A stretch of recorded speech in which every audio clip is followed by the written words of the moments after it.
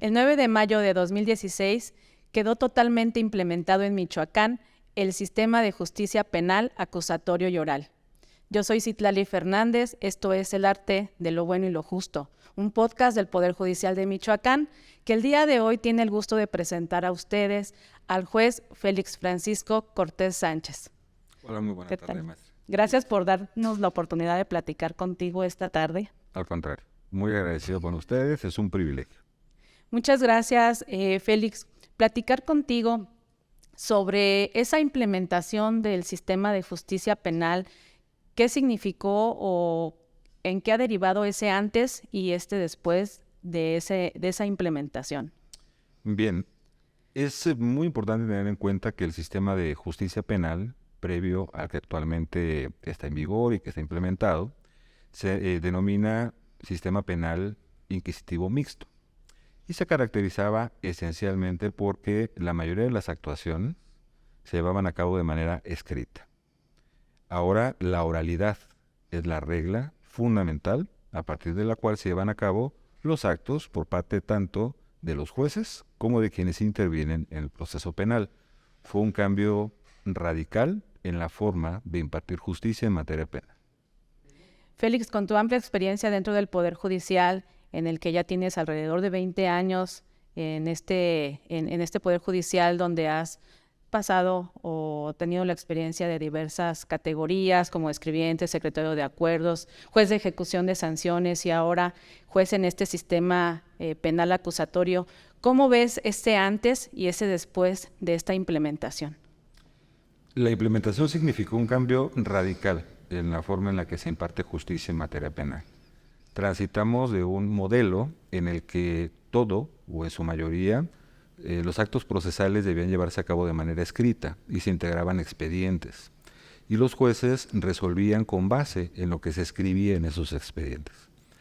Pasamos a un sistema en el que todo se resuelve en audiencia oral, con la presencia del juez, por supuesto, y con la presencia de las partes.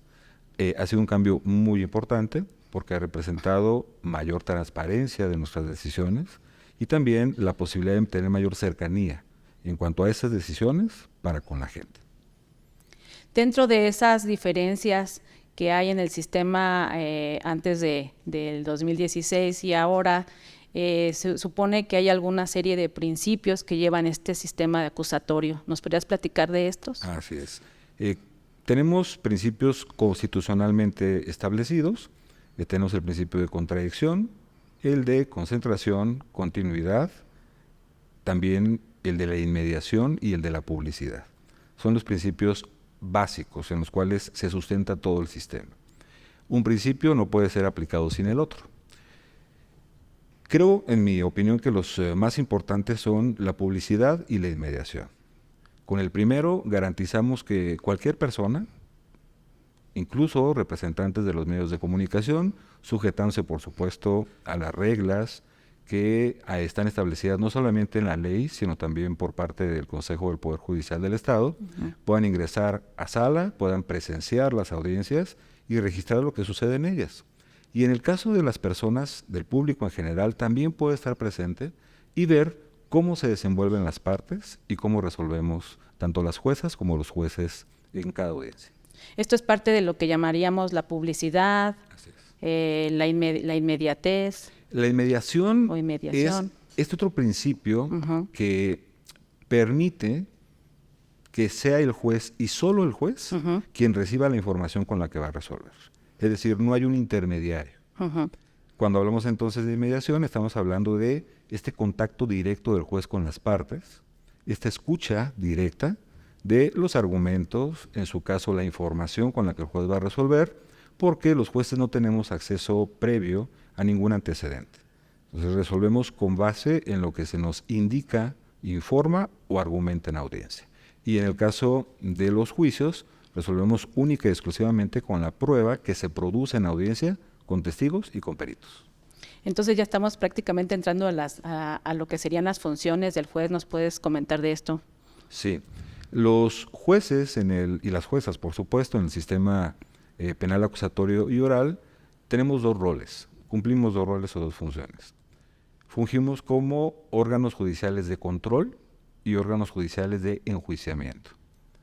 Los órganos judiciales de control tenemos como función vigilar y garantizar que durante la investigación y hasta la etapa intermedia del proceso, los derechos de todas las partes estén debidamente protegidos y tutelados. Controlamos actos. Esa es la función. Y cuando fungimos como jueces de enjuiciamiento, nos corresponde dirigir el juicio, recibir la prueba y, en su caso, resolver en definitiva la situación jurídica de una persona a través de un fallo primero, que se emite oralmente, y finalmente a través de una sentencia escrita. Y comentábamos previo a iniciar este programa que los jueces que se hacen cargo del control no son los mismos jueces que se encargan de la sentencia. Esto es en la etapa de enjuiciamiento, así es. El juez que haya intervenido en algún proceso, en la etapa de control, no puede, bajo ninguna circunstancia, conocer del juicio. Esto es una garantía para las partes de objetividad, imparcialidad, es decir, ausencia de contaminación respecto de hechos, antecedentes o pruebas. Como garantía para las partes esto es fundamental, el hecho de que ningún juez esté prejuiciado respecto del asunto. ¿Podemos abundar un poco más sobre las funciones de este juez de control? Como te decía, el juez de control tiene esta posibilidad de controlar los actos del Ministerio Público desde la investigación. De esta manera, si en algún momento determinado la investigación se suspende, se interrumpe, hay alguna omisión por parte del órgano que investiga, la persona que tiene la calidad de víctima puede acudir ante un juez de control para que se revise eso que se está haciendo en esa investigación. Ahí interviene el juez de control para garantizar, por ejemplo, los derechos de la víctima. También, cuando alguna persona es detenida, le corresponde al juez de control verificar si esa detención fue legal o no y eventualmente, después de una formulación de imputación, resolver su situación jurídica. Es decir, si lo vincula o no a proceso, lo que significa el inicio de la investigación formalizada hasta la acusación. Además, tiene esta posibilidad, insisto, de vigilar que los derechos de las partes estén debidamente garantizados y se respeten. ¿Qué es lo que nosotros como jueces no podemos hacer? Bueno, hay un principio esencial que rige nuestra actuación, que es el de la imparcialidad, y va aparejado con la objetividad. De esta manera, yo no puedo ordenar que se desahoguen pruebas, por ejemplo, una investigación, no puedo instruir que la investigación se conduzca de una manera determinada, tampoco puedo ordenar, retomando, desahogar pruebas para mejor proveer, que era un hábito y parte además de la naturaleza del sistema anterior. En este sistema no. El juez se mantiene distante del conflicto penal, se mantiene distante, respeta lo que hagan las partes y únicamente vigila que exista esta debida observancia y respeto de los derechos tanto humanos como de los derechos del proceso de cada una de las personas. En cuanto al juez de enjuiciamiento, que sería lo mismo que sí y que no se puede. Esencialmente, el trabajo del juez de enjuiciamiento es todavía un poco más limitado.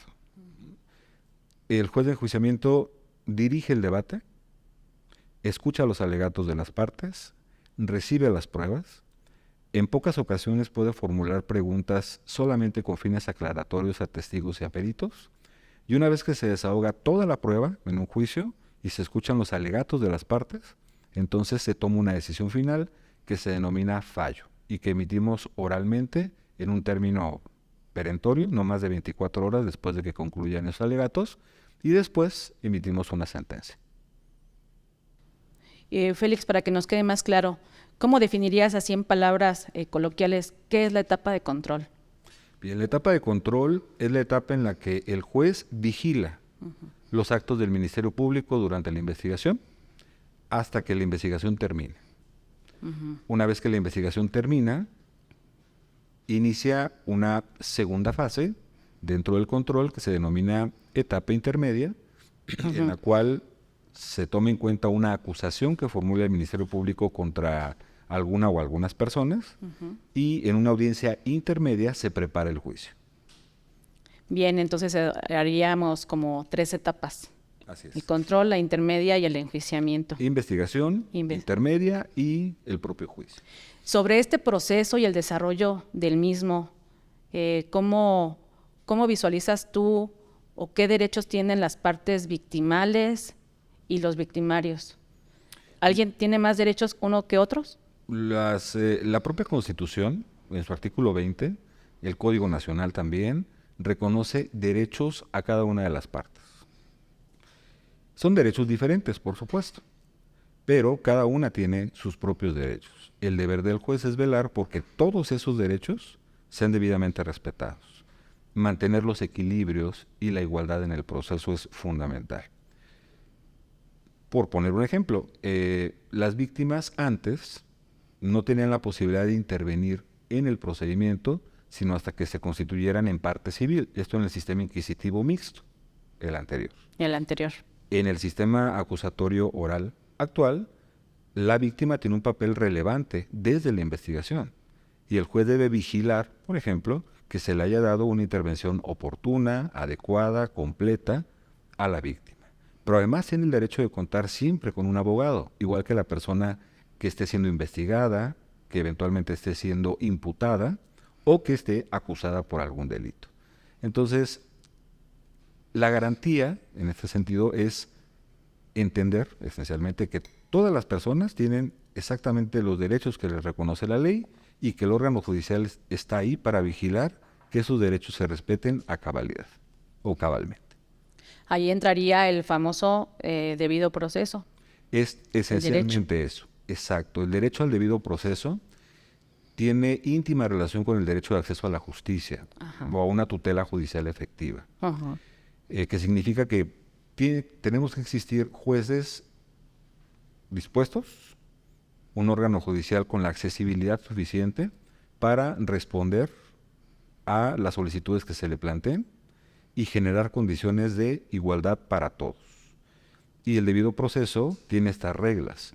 El ser notificado previamente, el ser escuchado, el tener la posibilidad de alegar, el poder contradecir lo que diga el otro, etcétera. Entonces, nosotros como jueces de control e incluso también en el juicio, cuidamos estos equilibrios necesarios. Y, por supuesto, dentro de los derechos de los victimarios o presuntos victimarios, está el de la presunción de inocencia. Es el pilar de todo Estado social y democrático de derecho, la presunción de inocencia. Es decir, toda persona es considerada inocente hasta que no exista una sentencia condenatoria firme que determine lo contrario. Creo que a todos como personas que pudiésemos estar en una situación en la que se nos atribuya un delito, no nos gustaría que se nos tratara como culpables, hasta que un juez no lo diga.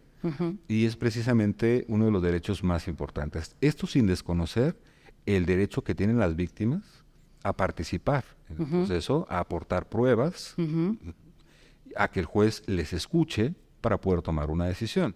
Es decir, la presunción de inocencia no es necesariamente una ventaja para la persona que está siendo investigada, que ha sido imputada o que es acusada. Es simplemente el reconocimiento constitucional de un derecho que antes existía en el papel, pero no en la realidad. Y que ahora es visible a través de este sistema acusatorio oral como uno de los dos principales, podríamos decir, derechos, el de debido proceso y presunción de inocencia. Exactamente. El debido proceso beneficia y garantiza, genera ventajas tanto para la víctima como para la persona acusada. Porque el debido proceso genera estas condiciones para que el procedimiento se lleve a cabo de manera regular, que haya objetividad, imparcialidad, que tenga las mismas oportunidades, etcétera.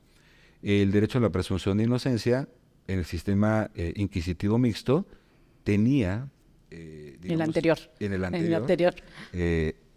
Lo que sucedía ahí era que tú tenías que destruir lo que de suyo el Ministerio Público había ya establecido como prueba. La acusación. Exacto. Y lo tenías que destruir con pruebas, es decir, tú tenías que demostrar tu inocencia. En este sistema es al contrario. Es el Ministerio Público quien tiene la obligación de demostrar aquello de lo que te acuse. Entonces, esa es la gran diferencia. Claro, aparte de las audiencias, de jueces de cara al público, de cara a las partes que forman este proceso. Así es, eso es fundamental. Nosotros como jueces somos responsables de las decisiones que tomamos y lo hacemos de frente a la sociedad. La publicidad por eso es importantísima, porque no solamente en audiencia estamos resolviendo de cara, como bien lo dices, a la sociedad, sino también existen las versiones públicas de nuestras determinaciones. En la página oficial del Poder Judicial se pueden hacer la consulta de todas las sentencias que emitimos. Así es. Y ahí están nuestros criterios. Pero además también en audiencia las partes y el público y los medios pueden percibir cómo es que conducimos una audiencia, de qué manera mantenemos el orden, la disciplina, dirigimos los debates y de qué manera resolvemos, insisto, sin tener un antecedente previo de aquello sobre lo que vamos a resolver. Así es, pues sin duda es un gran avance de este sistema y pues que el Poder Judicial, como tú bien lo dices, a través de su página web, publicita estas sentencias en versión pública que están al alcance de todas las personas, incluso por temáticas. He tenido la oportunidad de leer algunas y que se facilita esta parte de los temas, ¿no? Claro. De hecho, esto a nosotros nos da la oportunidad de explicar mejor frente a la sociedad cuáles son nuestros criterios y de qué manera estamos aplicando la norma en cada caso en concreto.